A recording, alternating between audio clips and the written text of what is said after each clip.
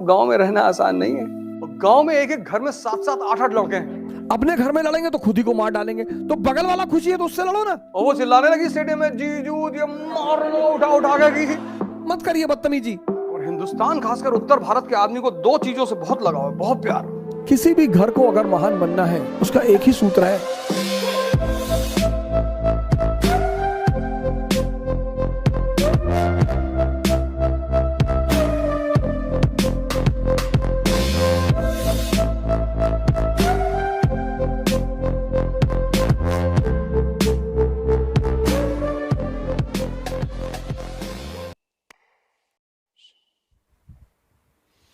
किसी भी घर को अगर महान बनना है, किसी भी राष्ट्र को अगर महान बनना है, किसी भी समाज को अगर महान बनना है, उसका एक ही सूत्र है, आंतरिक स्थिरता और शांति। Internal peace and stability. इसलिए जो बहुत समझदार मां बाप हैं, मिडिल क्लास मां बाप यूपी बिहार में, उन्होंने अपने बच्चों को बाहर भेज दिया, चाहे खेत बेचना पड़े, क्योंकि वो जानते हैं कि अगर वो वहां घर पे रहेंगे, सामंतवादी इलाके हैं ये, यूपी बिहार सामंतवादी इलाका है, यहां आप खुराफात मत करिए, मत करिए बदतमीजी, मत करिए।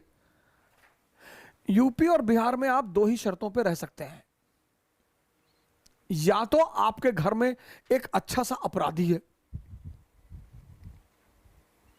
4-5 लोगों का सर काट के लाया है, तो आप आराम से रहेंगे, सुकून से रहेंगे, या आपके घर में कोई सिविल सर्वेंट है या नेता है अच्छे स्तर का, वरना आप नहीं रह पाएंगे। जो लोग कहते हैं भैया हम तो बदतमीजी करते नहीं, फिर हमारे साथ होगी। आप गांव में चले जाइए, एक दिन के लिए गांव बहुत अच्छे हैं, 2 दिन के लिए गांव बहुत अच्छे हैं, तीसरे दिन ना रह पाएंगे। और जिनको शहर की शांति मिल चुकी है, शहर में फ्लैटों में अगल बगल वाले एक दूसरे से बात नहीं करते, कभी कभार once in a blue moon सामने वाला फ्लैट वाला निकल आया, good morning good morning, how are you, खत्म खत्म। इस दिल्ली जैसे मेट्रोपोलिस में, मुंबई में बहुत लोगों को बड़ी शांति मिल गई। परिवार है, बच्चे हैं, सैटरडे संडे को वीवीआर चले गए, अभी लॉकडाउन में थोड़ा दिक्कत चल रहा है तो कोई बात नहीं, घर ही में अपना खाना पीना बना लिए, नाच गा रहे हैं, खुशी से हैं गांव में। और उसकी वजह क्या है? जनसंख्या। एक एक घर में 10-10 12-12 लोग हैं,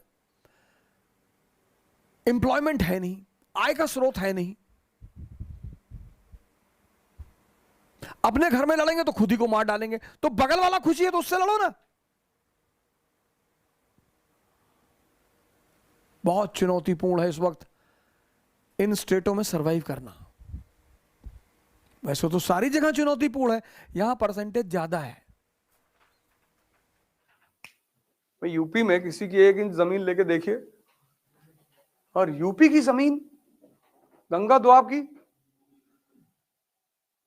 पूर्वांचल, इतनी फर्टाइल जमीन, इतनी, लोहा फेंको AK-47 बाहर निकले। आज भी तुम्हारे पास अगर गांव में 2 एकड़ जमीन है ना, 2, और घर के सामने एक ट्रैक्टर है और बुलेट रखे हो तुम, उस पर लिखा है महाकाल,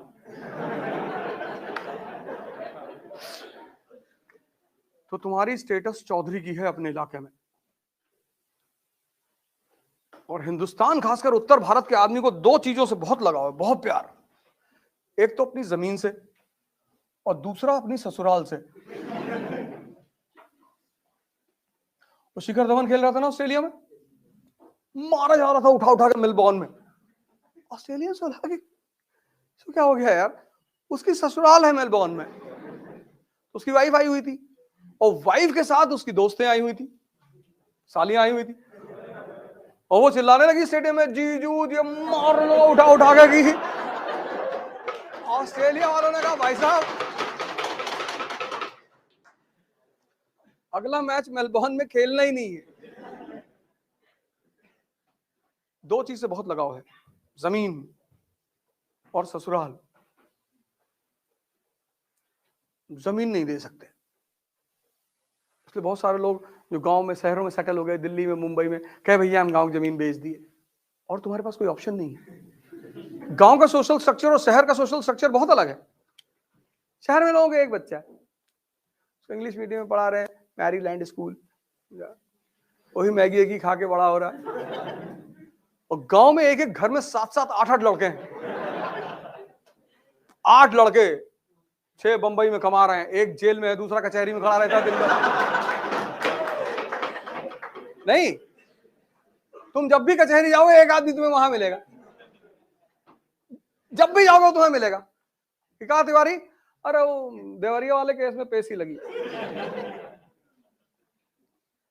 कुमार विश्वास से किसी ने पूछा कि दिल्ली के लड़के और यूपी के लड़कों में क्या फर्क है, बड़ा अच्छा आंसर दिया उसने, कहा दिल्ली के लड़के जवान होते हैं तो डेट पे जाते हैं, और यूपी के लड़के जवान होते हैं तो तारीख पे जाते हैं।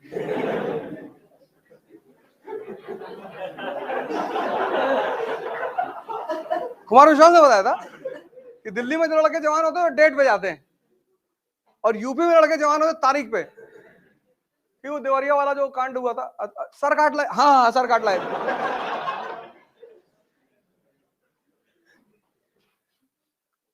वैसे अब गांव में रहना आसान नहीं है, बहुत डेंजरस है। कौन कहां आग लगा रहा है किसी को नहीं पता। हम अभी आए 2 दिन पहले, गांव में ही थे। हम सब डिस्टेंस बना के रखते हैं, हमको जानते हैं सज्जन आदमी है। इसलिए हिंदुस्तान में वो तबका हमेशा शक्तिशाली रहा जिसका जमीन पे कब्जा रहा। इसलिए ब्राह्मणों ने इस देश में आज तक रिजर्वेशन का विरोध ही नहीं किया, क्योंकि जमीनें आज भी उनके पास हैं। उनको नौकरी चाहिए ही नहीं। रिजर्वेशन देके उन्होंने भारत में क्रांति को टाल दिया। माओवाद दे रिजर्वेशन, ले आओ नौकरी करो। तो जब घर में, और नौकरी में क्या है, एजुकेशन, एजुकेशन में क्या है, कैरेक्टर सर्टिफिकेट। तुम्हारा कॉलेज स्कूल का टीचर कैसे तुम्हें धमकी देता है कि कैरेक्टर लिख देंगे।